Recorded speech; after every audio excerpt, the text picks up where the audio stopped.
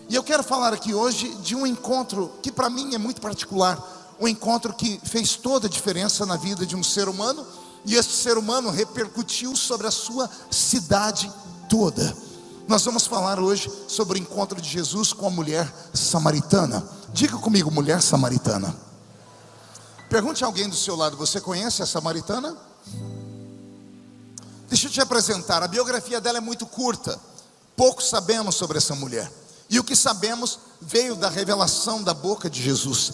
Jesus, depois do seu diálogo com ela, vai dizer para nós o caráter dessa mulher. Vai dizer que ela teve 5 homens e o 6º que ela estava com ele não era dela. Então, mesmo entre a religião dela, que é a religião dos samaritanos, havia um preconceito e um peso muito grande sobre pessoas que tinham problemas com os seus pecados sexuais. Então nós vamos entender talvez o motivo porque a Bíblia não nos dá o nome dela, porque isso era um infortúnio, era uma vergonha. Jesus vai se encontrar com essa mulher, e o que me chama a atenção é por que é que ele mudou o caminho do trajeto que ele estava fazendo para entrar dentro de uma terra que para os judeus era tido como uma terra maldita, era tido como uma terra amaldiçoada.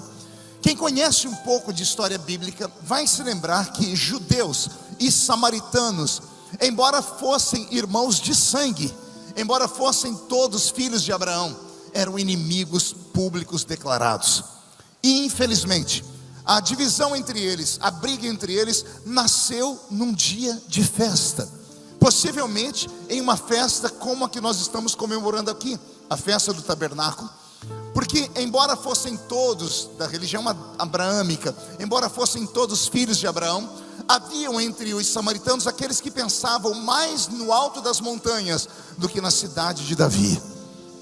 Havia no meio dessas festas a recitação de salmos, de cânticos e de músicas. E quando alguém inspirado erguia a voz e salmodiava, o restante erguia a voz e concordava em um amém, ou dizendo bendito seja Deus, ou dizendo assim diz o Senhor.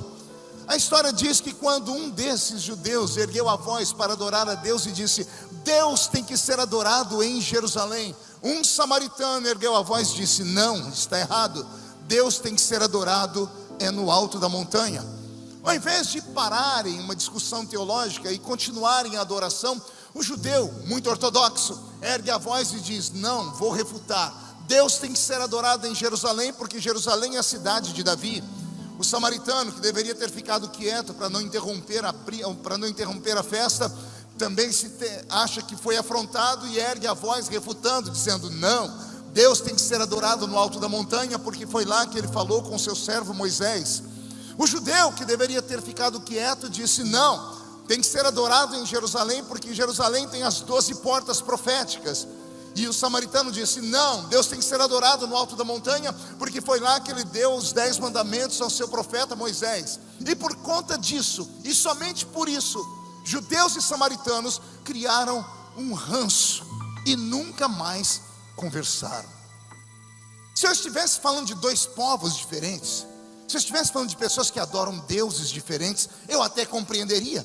Mas eu estou falando de filhos de Abraão. E estou dizendo que a briga deles foi uma briga meramente teológica.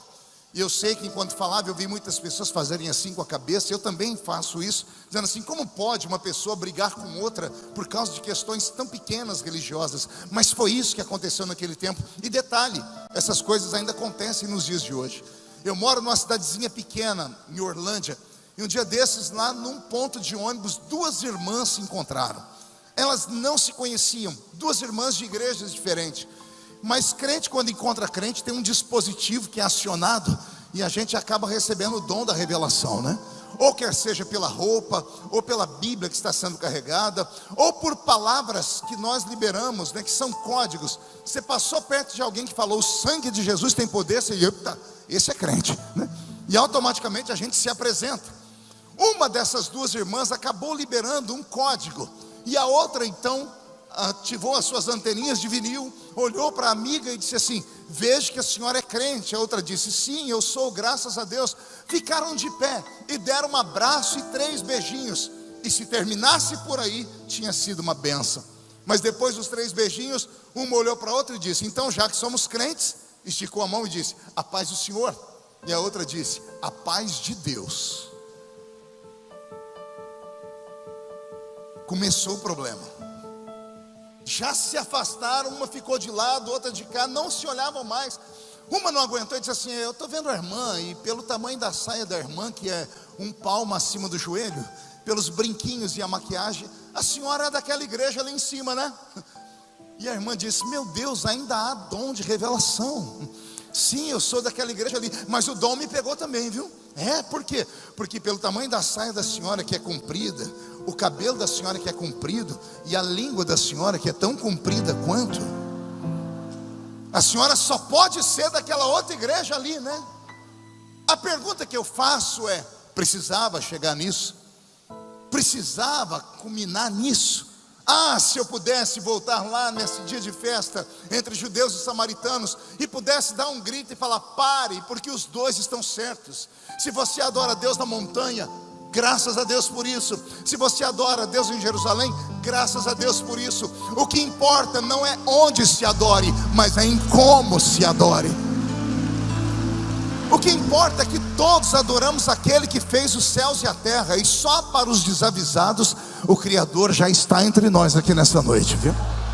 E Ele é tão grande que os pés dele passeiam aqui na nave do templo, e a face dele está diante dos serafins, que estão cantando: Santo, Santo, Santo é o Senhor dos exércitos.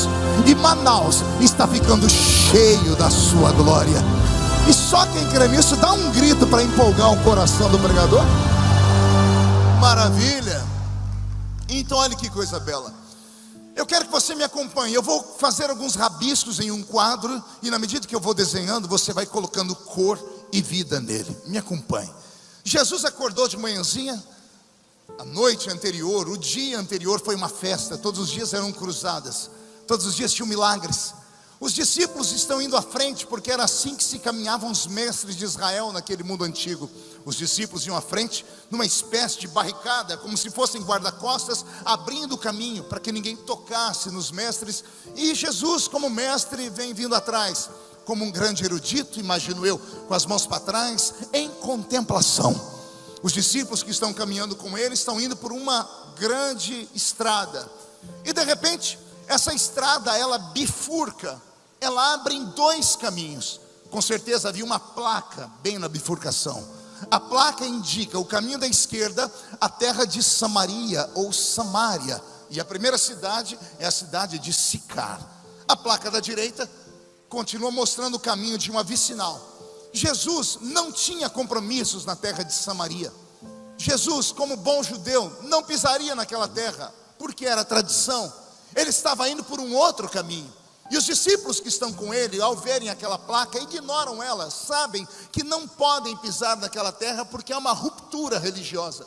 Eles estão caminhando pela direita, e depois que passam pela direita, imagino como bons crentes que quando passam perto de uma seita, ou de um templo de uma seita, começam a debochar, mas só entre os amigos, começam a dizer: amigos, aqui é a terra dos adoradores da montanha. Aqui é o povo que adora aquelas pedras da lei ainda. Aqui em cima moram aqueles malditos, os amaldiçoados. Estão eles confabulando, até que alguém resolve perguntar a opinião de Jesus, penso eu.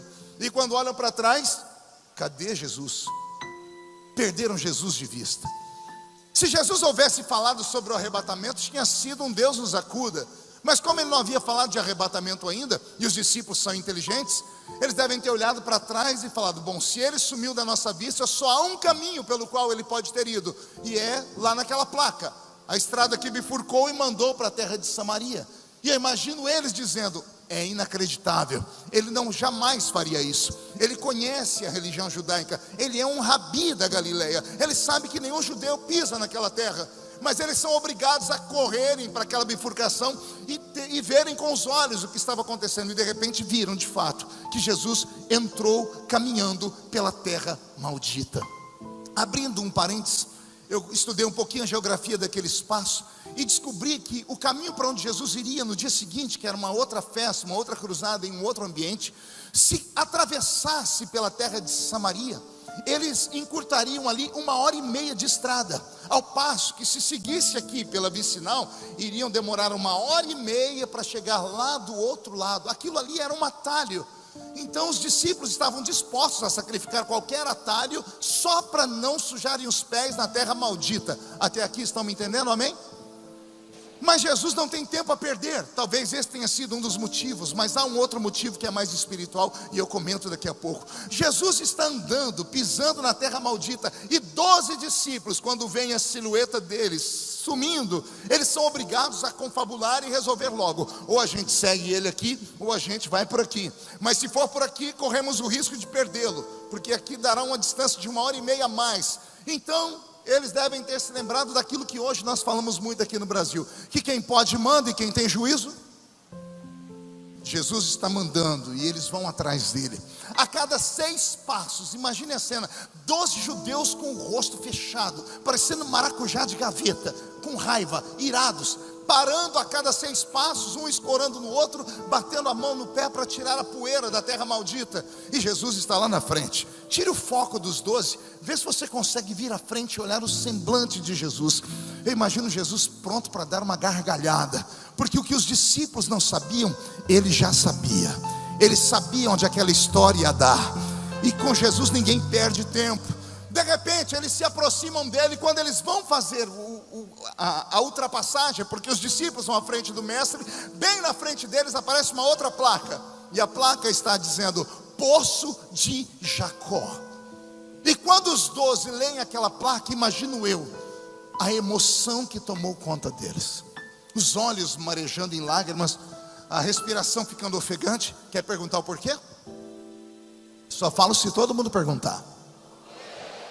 Porque os discípulos de Jesus são judeus, e por serem judeus, o primeiro ensinamento que tem antes de aprender a ler e escrever é sobre o Deus de Abraão, é sobre os milagres do Deus de Abraão. E desde crianças eles cresceram ouvindo histórias daquele poço, de que Jacó, quando foi visitar o seu irmão Esaú, depois de muito tempo, passando por aquele lugar, ficou sem água e sem comida. E Jacó, os seus filhos, suas esposas, os seus empregados e os animais acabaram ficando com sede. E ali, numa madrugada, Jacó falou: o Senhor me trouxe aqui para morrer. E Deus disse: pegue uma pá e cave aí na areia do deserto. Se fosse cavar na terra eu entenderia, mas é a areia do deserto. Jacó não se fez de rogado, cavou areia, e do fundo nasceu um oásis, brotou um poço de águas vivas. No meio do deserto apareceu água. Esses discípulos cresceram ouvindo. Diga comigo: cresceram ouvindo.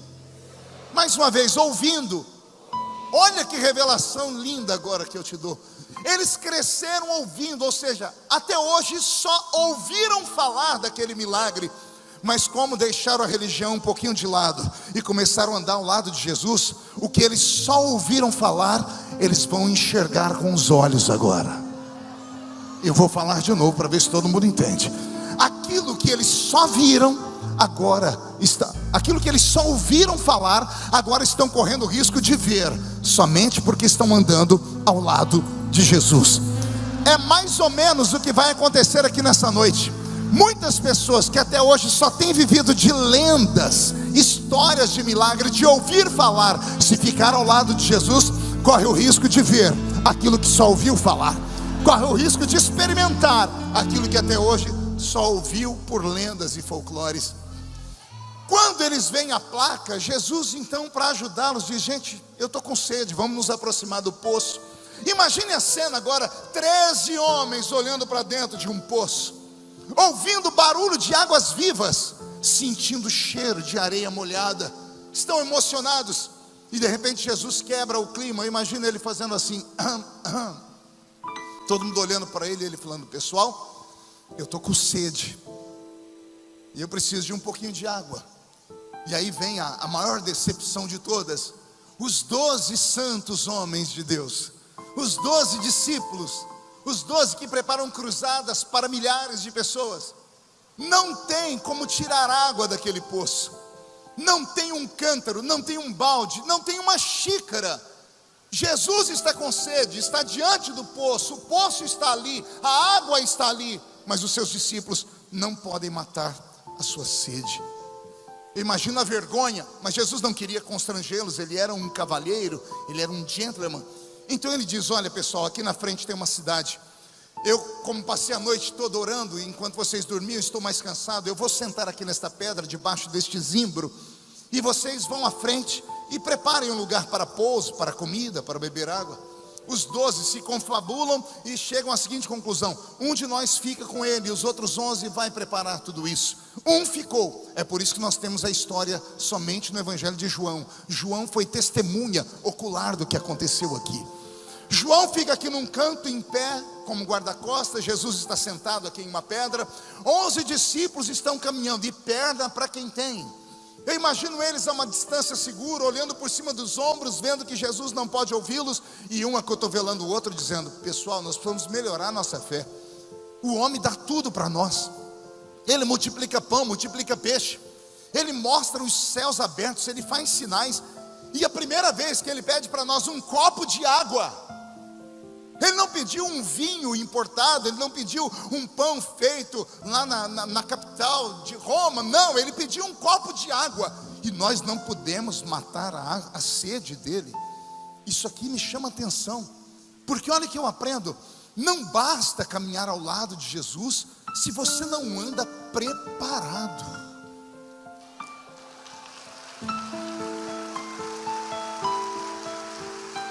Deixa essa palavra descer, deguste ela. Muitas pessoas acham que o fato de estar na igreja já é o ó.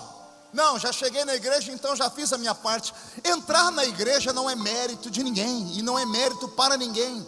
Tanto é que o meio secular criou uma piada muito interessante: por que é que o cachorro entrou na igreja? Quem sabe a resposta? Não ouvi? Porque a porta estava aberta. Ou seja, se até cachorro entra na igreja, não há mérito nenhum entrar na igreja, porque na igreja qualquer um entra. Eu quero ver entrar no culto, porque o nosso milagre começa na igreja, mas ele termina nas regiões celestiais. Paulo diz: quando vocês se ajuntam, nada acontece. Mas se vocês se ajuntam, e uns têm salmos e outros têm testemunhos, aí vocês saem da terra e entram nas regiões celestiais. E o milagre se dá nas regiões celestiais. Há pouco tempo atrás, apóstolo Renê, eu estava pregando no Paraná, num ginásio muito grande. E os irmãos do sul, eles são um pouquinho diferentes da gente do norte, nordeste e sudeste. Eles são mais comedidos, né? Eles não são espalhafatosos nem expansivos. Sulista, né? Gaúcho, paranaense e catarinense, eles são mais desconfiados. Então o pregador lá tem que pregar um pouquinho mais agitado, e você vai pregando até conquistá-lo. E eu estava pregando, e um silêncio naquele ginásio, e eu pude olhar assim, e bem no corredor, no meio do ginásio, tinha um cachorro deitado, e ele prestava atenção em mim. Você vai rir o que eu vou contar agora, porque depois que eu liberei uma palavra pimenta, né, curtinha e cheia de fogo quente, um irmão lá atrás deu um grito. Parece que o fogo vem de trás para frente, né? Lá atrás alguém deu um grito, e o ginásio inteiro fez assim, para olhar para a pessoa. O cachorro não olhou para trás também? Eu comecei a achar estranho. Eu liberei outra palavra revelada. Lá atrás, do outro lado, alguém deu um grito. Todo mundo olhou para o outro lado, e o cachorro olhou também. Eu falei: meu Deus, esse cachorro deve congregar nesse ministério. Daqui a pouco a glória de Deus desceu, mas que desceu rasteiro, virou aquele sarceiro, e o fogo pegou. Quando o povo adorou a Deus com um turbilhão de gritos, o cachorro não se empolgou. Ele ergueu a cabeça e fez assim: au! Um diácono assembleiano do canto do púlpito aqui embaixo olhou para mim e disse: eita, que até o cachorro ficou crente. E eu olhei para o diácono e falei: não está crente não. E o diácono, em vez de ficar quieto, me afrontou e disse: está crente sim, senhor. E eu disse: não está. Ele disse: está. Eu falei: por que você acha que ele está crente? Ele falou: o senhor não escutou o cachorro dando glória a Deus? Eu disse: eu escutei o cachorro latir. Ele falou: e eu interpretei as línguas dele.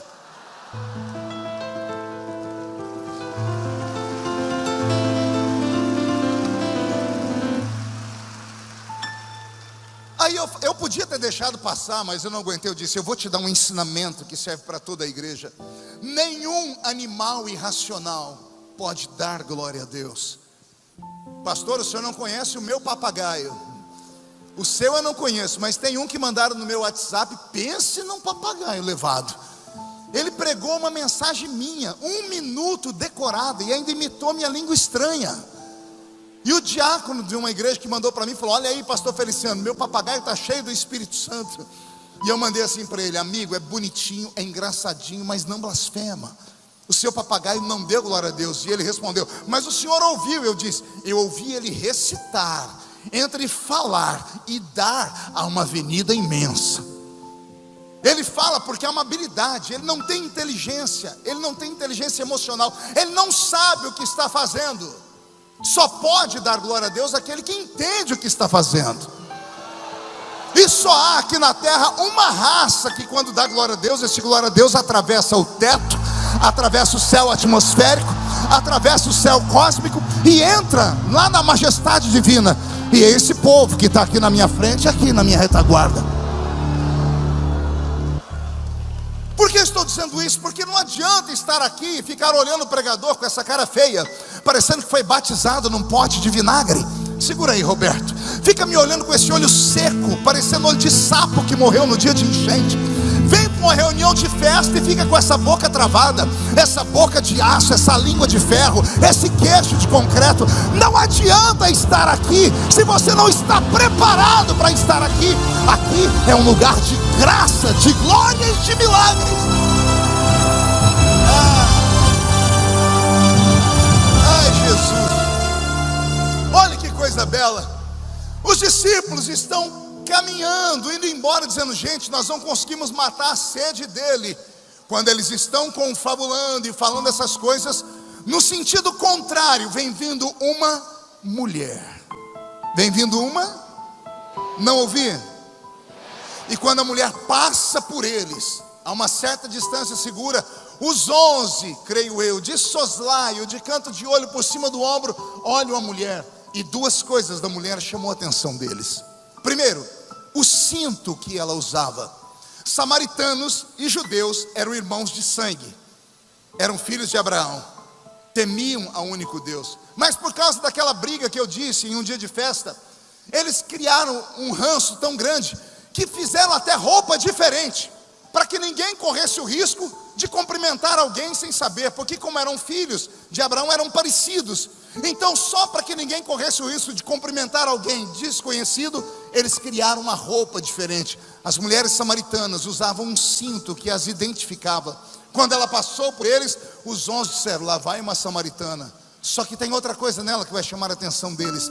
A samaritana tem um cântaro nos ombros. E quando eles olham aquele cântaro, eu imagino um frio na boca do estômago deles. E um dizendo ao outro: não vai acontecer o que a gente está pensando. Não, ele já entrou na terra, mas ele não seria atrevido ao ponto de falar com essa zinha, com essa mulher de outra religião, com essa mulher maldita. Ele não faria isso. Eu imagino eles conversando. Ainda bem que Jesus não tem que dar satisfação para ninguém. E quando a mulher passa por eles, ela se dirige ao poço. O que eu vou falar agora é preciso um exercício mental. Preste atenção comigo. Saindo do poço, indo para a cidade, tem 11 discípulos, amém? Discípulos que foram transformados em apóstolos, amém? Se foram transformados em apóstolos, eram porque eram especiais, amém? Se são especiais é porque são separados. Se são separados, são santos, amém? Escolhidos para mudar o mundo, amém? Então veja só, indo 11 santos, apóstolos puros, homens escolhidos para mudar o mundo, e vindo uma mulher, que mais tarde vamos saber que era uma prostituta de luxo, teve 5 homens e o 6º que tem não é dela. E se ela tem um 6º e todo mundo sabe, e ela não é apedrejada, respire fundo, é porque ela é amante de alguém muito importante na cidade, possivelmente ou um sacerdote da religião dela, ou um político, e ninguém se metia com essa raça naquela época. Então, indo 11 homens puros e santos, vindo uma prostituta de luxo, indo 11 homens santos que não puderam matar a sede de Jesus, e vindo uma prostituta de luxo, mas que pode matar a sede de Jesus. Eu disse que tem que fazer um exercício mental, porque isso aqui é contra a matemática da religião. 11 homens santos estão indo, não puderam dar uma gota de água para Jesus. Vem vindo uma prostituta, ela pode matar a sede de Jesus. Será que eu sou o único ser humano que vivi neste mundo para ver coisas horríveis acontecer? Por exemplo, eu prego desde criança.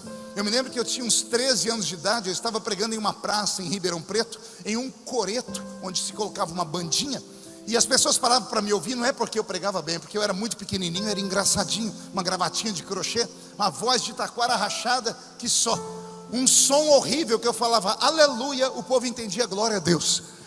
E quando eu fiz um apelo, na esquina da praça tinha um prostíbulo, um bar, e uma mulher seminua saiu correndo e veio à frente desse coreto onde eu estava e cravou os joelhos no chão aos gritos. Quando ela dobrou o joelho dela, os joelhos, as vergonhas dela apareceram todas, porque ela estava muito mal vestida. Ela tirou o cigarro de dentro da sua blusa, tirou, em respeito aos crentes daquela época, ela tirou todas as suas bugigangas, e ela começou a gritar. E quando eu cheguei perto dela, estendi minha mão, Jesus desceu sobre essa mulher, e ela foi batizada com o Espírito Santo. E ela começou a orar em línguas, ajoelhada, segure, ela começou a orar em línguas, ajoelhada. Eu fiquei tão feliz e disse, Jesus batizou ela com o Espírito Santo. Tinha uma meia dúzia de crentes no meio da praça, 2 irmãs de coquezinho na cabeça, senhoras do círculo de oração, mulheres santas. Elas chegaram perto daquela mulher, olharam para ela, seguraram a Bíblia como se fosse um escudo, botaram a mão na cabeça da mulher e começaram a gritar, sai dela agora, Satanás, nós te repreendemos em nome de Jesus. E a mulher continuou orando em línguas. E eu perguntei daqui de cima, o que as senhoras estão fazendo? E elas, você não está vendo que isso aqui é demônio? Eu disse, por que demônio? Se ela está falando em línguas, foi o Espírito Santo que desceu. Uma olhou para mim e disse, você é jovenzinho na fé, aprenda, o Espírito Santo não desce sobre lixos como esse.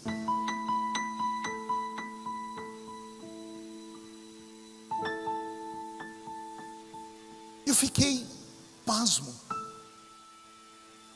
Eu olhei para aquela mulher em estado de putrefação espiritual, aos choros, aos gritos, e olhei para aquelas 2 irmãs e me lembrei que o culto todo que eu preguei, as 2 não abriram a boca para respirar, mas a prostituta caiu de joelho aos gritos, pedindo misericórdia. As 2 santas não mataram a sede de Deus. A prostituta dobrou o joelho e verteu tudo que ela tinha diante do altar.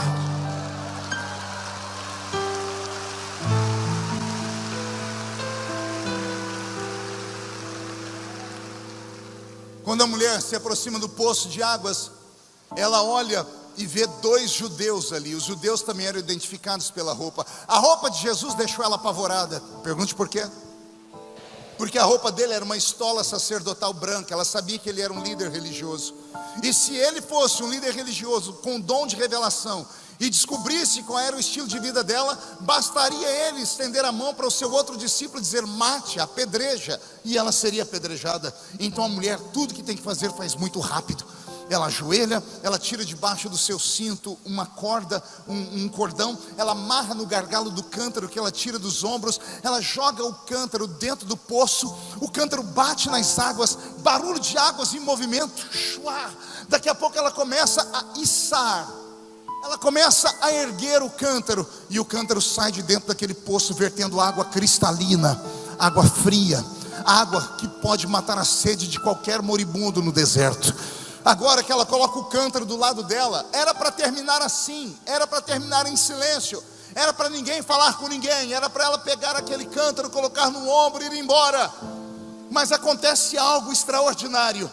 A mulher está se ajeitando para se levantar, e o homem sentado na pedra, debaixo do zimbro, resolve conversar com ela.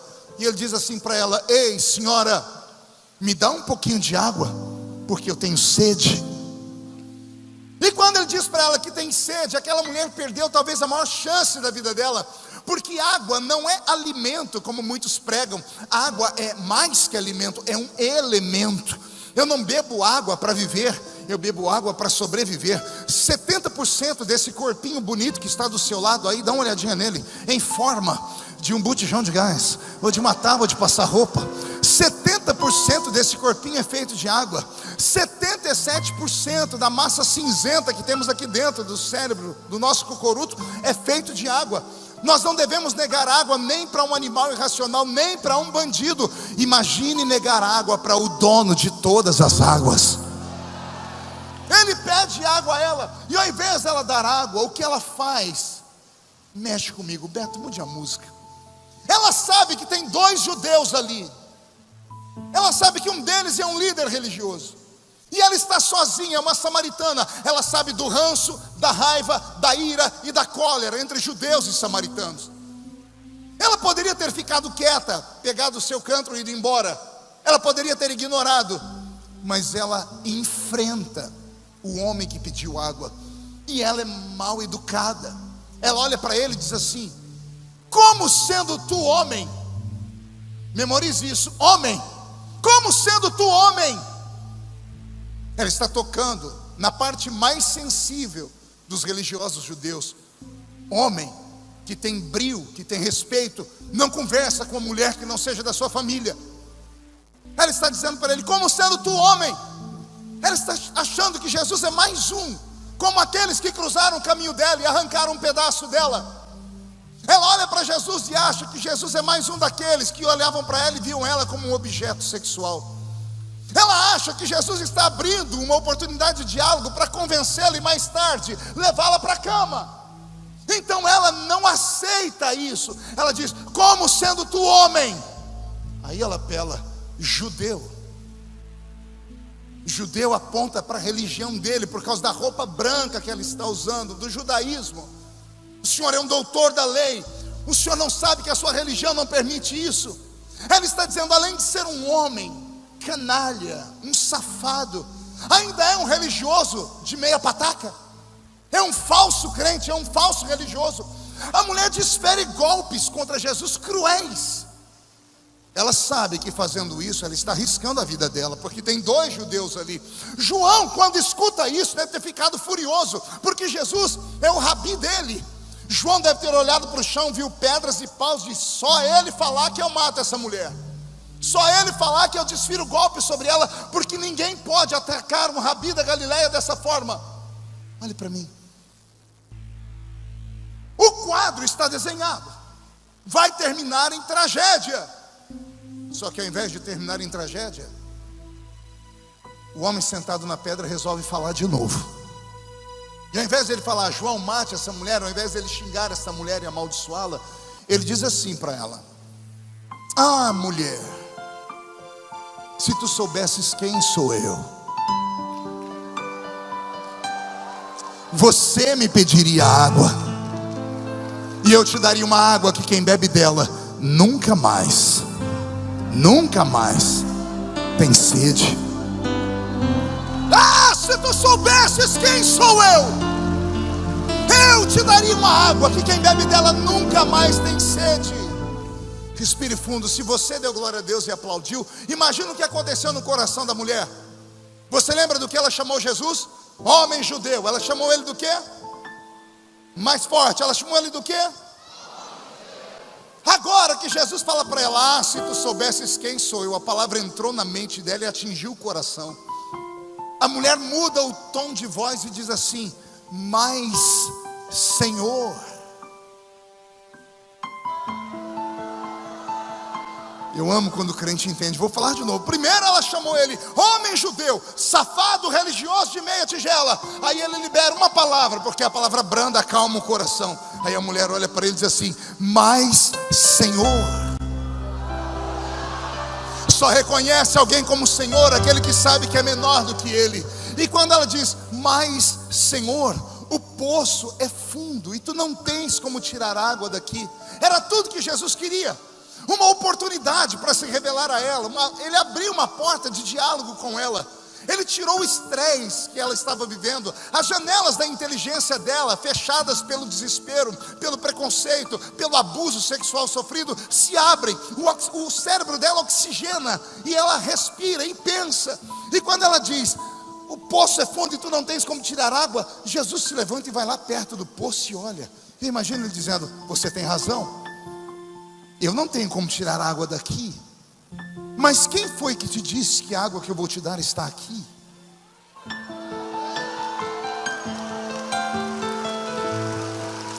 Eu vou pedir ajuda para os universitários. Meu apóstolo conhece Israel mais do que eu.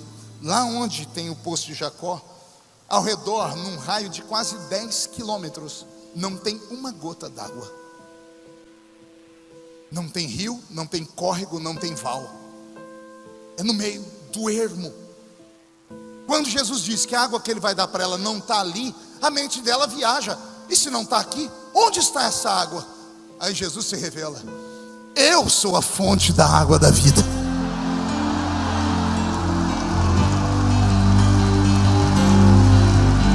Eu sou a fonte da água da vida. Aquele que bebe da água que eu tenho para dar nunca mais tem sede. E só a título de curiosidade, quem já bebeu dessa água aqui? Deixa eu ver. Então reage, pelo amor de Deus. Olha que coisa bela. O diálogo de Jesus continua. E Jesus diz assim para ela: eu vou te dar um presente. E olha o que ele fala para ela: se as minhas palavras permanecerem dentro de você, vai nascer dentro de você uma fonte que vai jorrar para a vida eterna. Jesus deu para aquela mulher uma fonte. Ele deu para ela o que? Não ouvi, eu abro um parênteses para continuar. O dia que eu li esse texto, eu fiquei imaginando o que Deus é capaz de fazer em tão pouco tempo. 1 hora, diga comigo, 1 hora, somente 1 hora.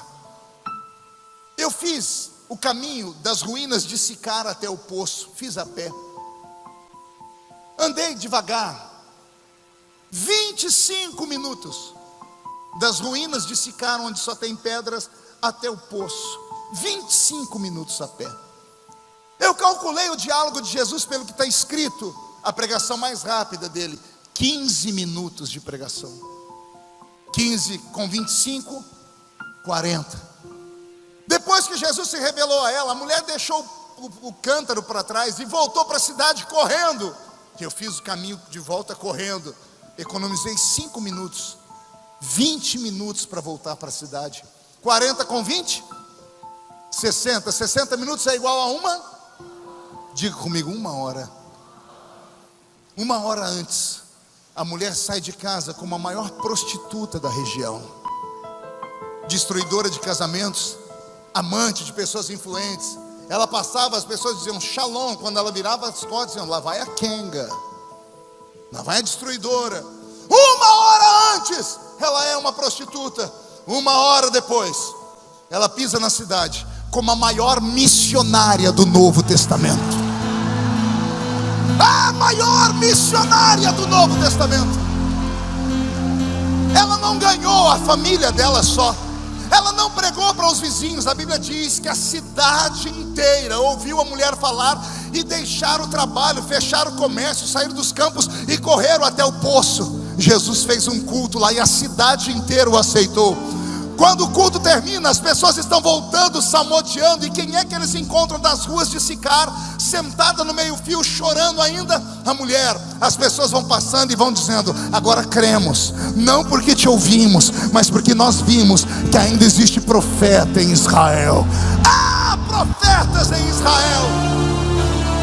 Ah, se você soubesse o que significa esta horinha sentada aqui dentro. Ah, se muitas pessoas compreendessem o que é participar de uma reunião como essa, com todo respeito. Muitas pessoas vêm para uma igreja como essa e pensam que estão dentro de um teatro. Acham de fato que isto aqui é como se fosse um cinema, que você escolhe o que quer ver, quando ver, a forma que ver. Isto aqui não é um teatro, isto aqui não é um cinema, isto aqui é um quartel-general, onde você entra para ouvir um soldado que tem uma divisa um pouco maior, que vai lhe contar histórias que vão fazer você sair por aquela porta com tanta graça, capaz de agarrar o diabo pelo chifre, esfregar o focinho dele no chão e chutá-lo para o limo do inferno. Eu não sei como você veio, mas eu sei como você vai voltar. Se prepare, todo mundo espiritual de Manaus. Não tem pra Zé Pilintra, Zé Pilantra, Chucaveira, Tranca-Rua, Preto Velho, Nega Velha. Não vai sobrar demônio nem para fazer vatapá aqui em Manaus. Quando terminar a festa dos tabernáculos, você vai sair por aquelas portas transpirando azeite, cheio da graça e da glória. E só quem crê nisso, agora não dá um grito não, dá um berro de glória a Deus, por favor. Por gentileza, chacoalhe a mão direita para cima, coloque no ombro de quem está do seu lado, agarre a pessoa, por favor. Se a pessoa ficar brava, diz assim: ó, o médico falou para não contrariar o pastor Marco. Agarrou? Chacoalha a pessoa até ela ficar irritada, com vontade. Isso. Diga: Deus te trouxe aqui para isso. Sacode, sacode, diga, para isso. Diga: Deus te trouxe aqui para te dar um sacode nessa noite. Ele está sacudindo as estruturas da sua casa, do seu ministério, da sua família, do seu trabalho. Ele está sacudindo as estruturas espirituais dos céus de Manaus. Satanás perdeu a batalha, porque a vitória é nossa. Quem tem a fonte da água da vida, adore ao Criador nesta hora.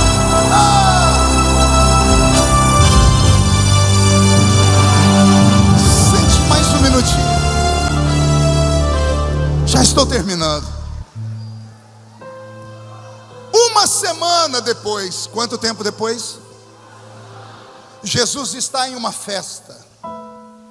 A festa que ele vai ficar de pé e falar: é o último dia da festa, então vou deixar o milagre para o último dia.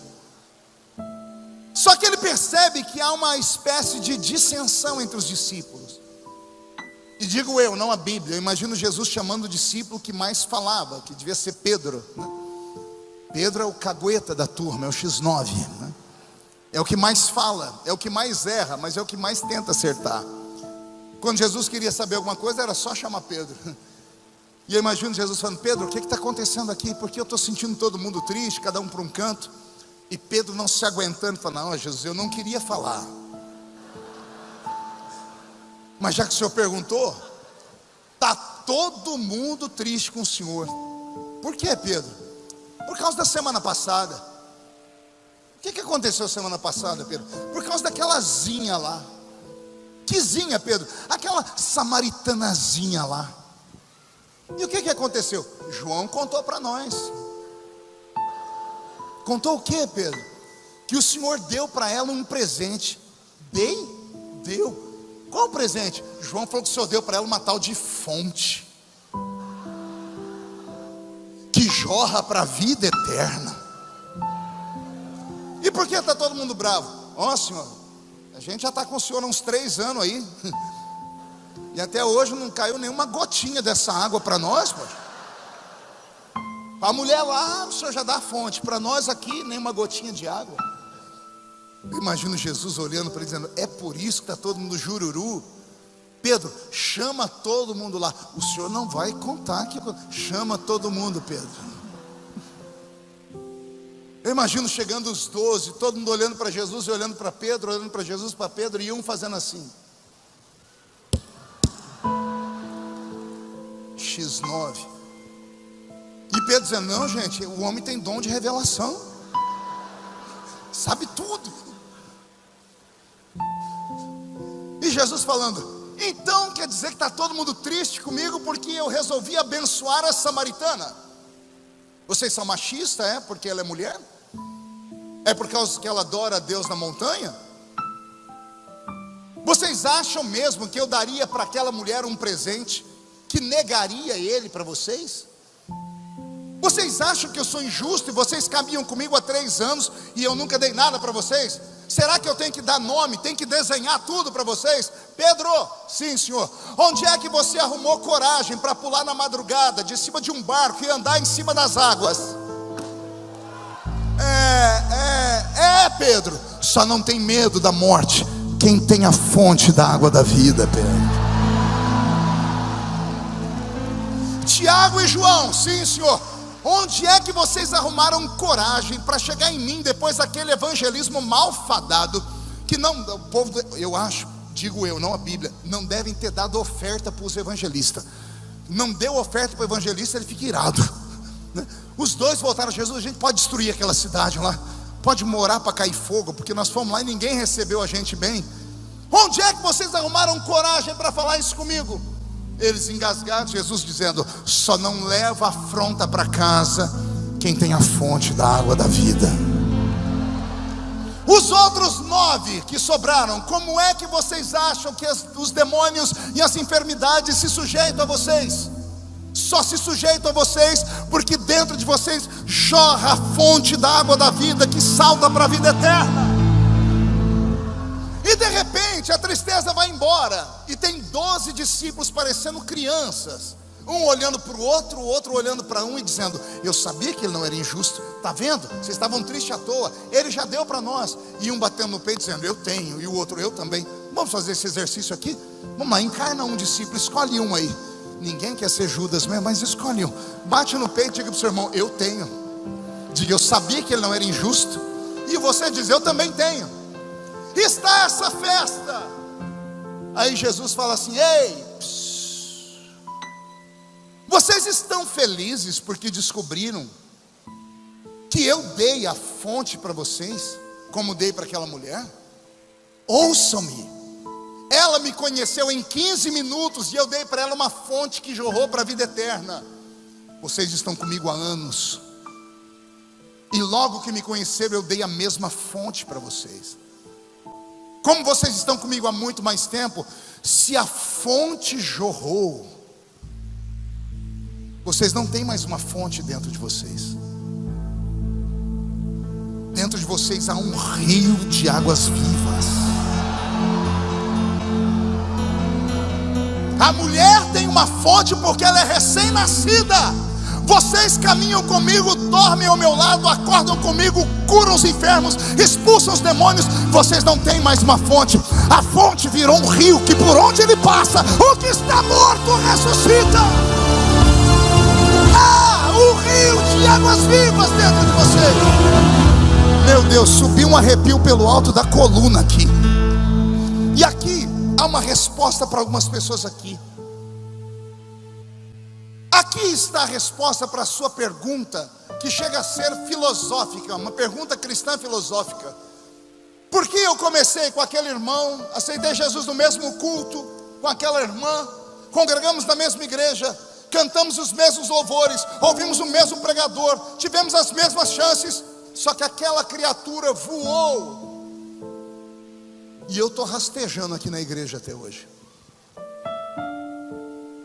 Por que uns são despertados para o episcopado, para o ministério, e outros passam a vida toda com orgulho batendo no peito? Eu nasci para ser membro de banco.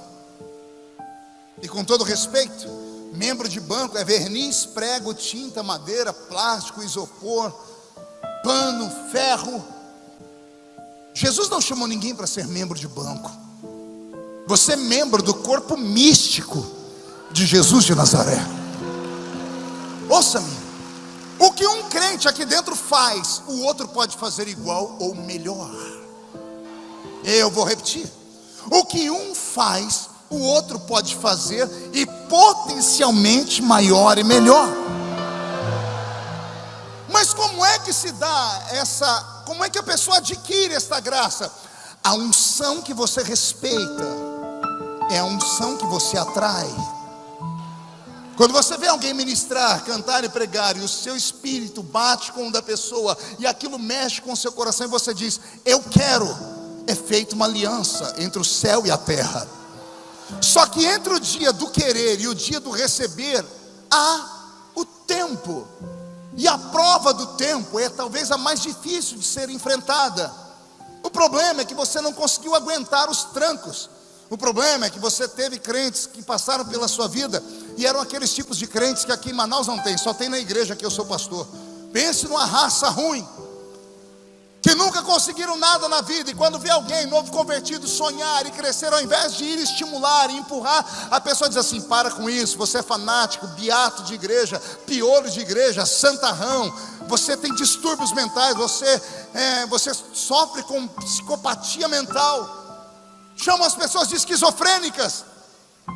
Amados, A nossa fé é uma fé mística. A fé pentecostal não é para homens e mulheres normais. O normal quer uma explicação racional para tudo. O normal quer que tudo se resuma em uma equação matemática: 2 mais 2 é igual a 4. Mas num culto pentecostal não há espaço para gente normal. Só tem espaço para gente louca, para gente doida, para gente que vê o invisível, que escuta o inaudível, que sente aquilo que ninguém sente. Eu não posso achar que aquelas moças e moços bonitos sentados no chão são normais, porque uma pessoa normal vai querer sentar numa poltrona almofadada, mas eles ficam ali por quê? Porque a expectativa deles é que algo extraordinário vai acontecer. As coisas só podem ser resolvidas quando você não deixa os outros entulharem a sua fonte. Roberto, mude a música, eu vou tirar um cajado aqui agora. Ei, você que está na igreja desde a época de Noé. Não, pastor, não sou tão velho assim, tá? Você não conheceu Noé, mas pisou no barro que sobrou na terra do dilúvio. Está na igreja há trocentos milhões de anos e acha que conhece tudo sobre Deus. Acha que sabe todas as formas de Deus usar alguém ou ser usado. Deixa eu te dizer uma coisa. Com o conhecimento que tenho, depois de ter rodado o mundo todo, eu descobri que não nasceu um homem ou uma mulher ainda que tenha condições de prender o fôlego o suficiente para ir até as profundezas do rio da revelação. Isso aqui foi alto, então eu vou desenhar de novo. Há um rio da revelação aqui dentro. E quanto mais fundo você vai, mais coisas você descobre. Eu ainda não conheci alguém que disse: eu toquei o fundo. Não conheci alguém que disse: eu prendi a respiração e fui até o fundo. Ninguém conseguiu ir ainda. É por isso que de vez em quando aparece um René Terra Nova. É por isso que de vez em quando aparece um cantor, um ministro de louvor, alguém com um talento especial. Porque são homens e mulheres que resolveram prender o fôlego, se sacrificaram e foram nas profundezas do rio. Eu não sei se você está entendendo a minha linguagem. Então deixa eu te dizer aqui, nesta festa de tabernáculos, esse culto não foi marcado só para o crente festeiro, não é para o crente domingueiro. Aliás, eu olho para vocês agora e não vejo homens e mulheres, eu vejo brasas de fogo incandescendo. Eu vejo homens e mulheres que, se acreditarem em 10% do que eu estou falando aqui, quando saírem pelas ruas de Manaus, vai acontecer um reboliço tão grande, mas tão grande, eu repito, grande, mas tão grande, que Deus vai colocar um par de asas nas suas costas. E as pessoas que para te verem ficavam olhando de cima para baixo, pisando em cima de você, para te verem depois de hoje, vão ter que comprar um par de binóculos, porque você vai voar acima das nuvens, porque Deus te trouxe aqui, porque Ele quer fazer a sua fonte virar um rio. Quem quer que a fonte vire um rio aqui? Então reage, grita, pede, pula, planta a bananeira, agarra o diabo pelo chifre, ignore as pessoas que ficam te medindo.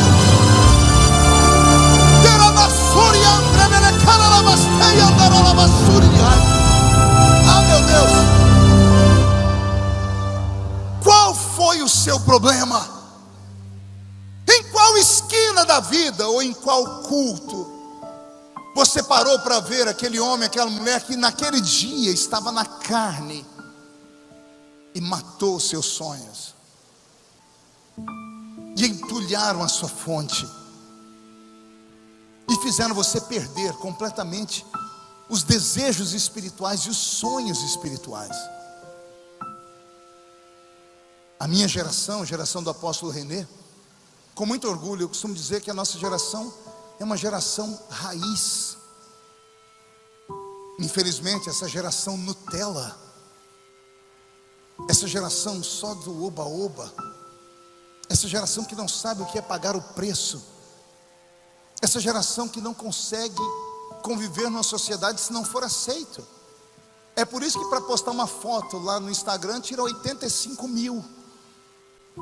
Aí escolhe a melhorzinha, que não demonstra o que você é de verdade, e posta lá com caras e bocas, e fica olhando para ver os comentários. Aí a pessoa tem 10 seguidores, 6 está falando mal, a pessoa quer se matar. Ah, o mundo inteiro está contra mim. Esta geração precisa conhecer Deus de verdade. Um Deus que, quando encontra um homem ou uma mulher de coragem, Ele não olha para a posição financeira dele, Ele não olha para a posição social dele, Ele não olha para a cor da pele e nem para o sexo da pessoa. Se Deus achar um maluco e falar assim: eis-me aqui, Deus pega na mão desse maluco e salta muralhas com ele. Ouça-me, a chamada para a salvação é de cima para baixo. É Deus amando o mundo inteiro de tal maneira que deu o seu Filho unigênito para que todo aquele que nele crê não pereça, mas tenha vida eterna. A salvação é para todos. Para salvar, Deus não faz acepção. Ele salva o rico, o pobre, o gordo, o magro, o feio, o bonito, o branco, o negro e o asiático. Para salvar, e ponto final. A única coisa que temos gratuita aqui no reino é a salvação, porque foi pago um alto preço, ninguém conseguiria pagar, então Deus pagou isso por nós, ponto final. O que passar da salvação custa, e custa caro, custa e custa desejo, sacrifício, renúncia, sonhos, afastamento de outras pessoas. Se você quer ser usado por Deus e quer ver as coisas incríveis e não quer ficar apenas com uma fonte entulhada, vivendo de coisas do passado, lembrando apenas de um crente sorumbático, você precisa começar a rever os caminhos por onde você passou e tirar da sua fonte todas as pedras que jogaram ali. Desentulhe a sua fonte hoje e você vai ver onde Deus vai te colocar. As pessoas sempre perguntam para mim: como é que o senhor aguenta? Porque tudo comigo vai parar no Jornal Nacional ou no Fantástico. Aí as pessoas falam: como é que o senhor dá conta? Eu digo: simples. Eu nunca deixei ninguém entulhar a minha fonte. Nunca deixei ninguém falar para mim: você não pode, você não vai, você não dá conta. Nunca. Porque eu aprendi a ouvir Deus desde a minha infância. E quem me apresentou Deus não foi uma pessoa de anel de formatura, rica, importante, poliglota, não. Quem me apresentou Deus foi um crente que tinha 2 dentes na boca, o zagueiro e o atacante. A pessoa era analfa de pai, beta de mãe, falava tudo errado, mas quando dobrava o joelho, o céu despencava, o corpo arrepiava, as lágrimas brotavam dos olhos. E eu comecei a descobrir que tais pessoas tinham algo que eu não tinha. Eu tinha que procurar, tinha que cavar. Amados, Deus não é injusto. O que Ele deu a mim, o que Ele deu ao apóstolo René e ao Roberto, Ele deu a todos nós. Todos nós temos a fonte. O problema é o que você está fazendo com a sua fonte. O problema é a prioridade que você fez com ela. Você entulhou, você deixou o outro entulhar. A senhorita foi pensar mais na sua aparência física, e o dia em que você deu um grito de glória a Deus e filmaram e te mostraram, você se achou feio e nunca mais fez isso. Você se preocupa com o que as pessoas pensam ou falam. Quem fala de você não paga as suas contas. Quem fala de você não morreu na cruz do Calvário por você. As favas com que os outros pensam. Eu estava em Brasília uns 3, 4 meses atrás, passando por um vento. Aliás, eu moro no meio do vento, e como passo muita luta, me preparo para enfrentar, oro, jejuo, e eu estava bem sensível. Passei perto de uma sala, tinha uns 15 deputados, eles me viram e disseram: pastor Marco, entra aqui. Estavam lá sabatinando 3 desembargadores, e um dos desembargadores disse que estava com um problema. Aí tínhamos lá uns 4 ou 5 deputados evangélicos, apóstolo, e disseram para mim: Marcos, você pode orar pelo desembargador? Eu disse: posso. Ficamos em pé e eu fui orar. Só que quando eu fui orar, eu esqueci que estava no parlamento, sensível, passando pelo vale da sombra da morte.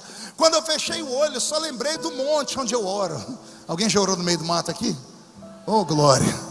Fechei o olho e danei a gritar e bati os pés no chão. Quando eu abri o olho, tinha umas 4 pessoas fazendo assim, quase caíram. Falei: Jesus, aqui não. Aí eu disse que eu não estava nem aí porque estavam pensando. Eu encarnei um crente pentecostal e orei com toda a força do mundo, até que alguém deu um toque aqui na minha ilharga, me acotovelaram, que eu parei na hora da oração, olhei, era um deputado evangélico, disse: calma, termina logo. Aí eu terminei de orar, saiu todo mundo. Esse deputado fez questão de me chamar num canto, disse: Marco, faz tempo que eu estou para te falar isso. Você já está aqui em Brasília há 9 anos.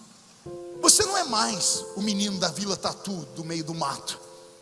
Você não é mais o crentezinho daquela igrejinha pequena. Você é um homem do mundo, você senta com o presidente, você viaja o mundo, você se comunica em mais de um idioma, você é escritor de livros. Eu disse, e daí? Ele disse, e daí? Que é inadmissível você no momento de oração aqui no parlamento fazer o que você fez ali. Eu falei, mas você pediu para que eu orasse. Ele, mas precisa orar daquele jeito. Eu disse, mas eu sempre orei desse jeito. Aí ele falou para mim, mas agora você não está lá, você está aqui, você tem que se portar como homem daqui. Aí eu disse para ele, como é que você acha que eu cheguei aqui?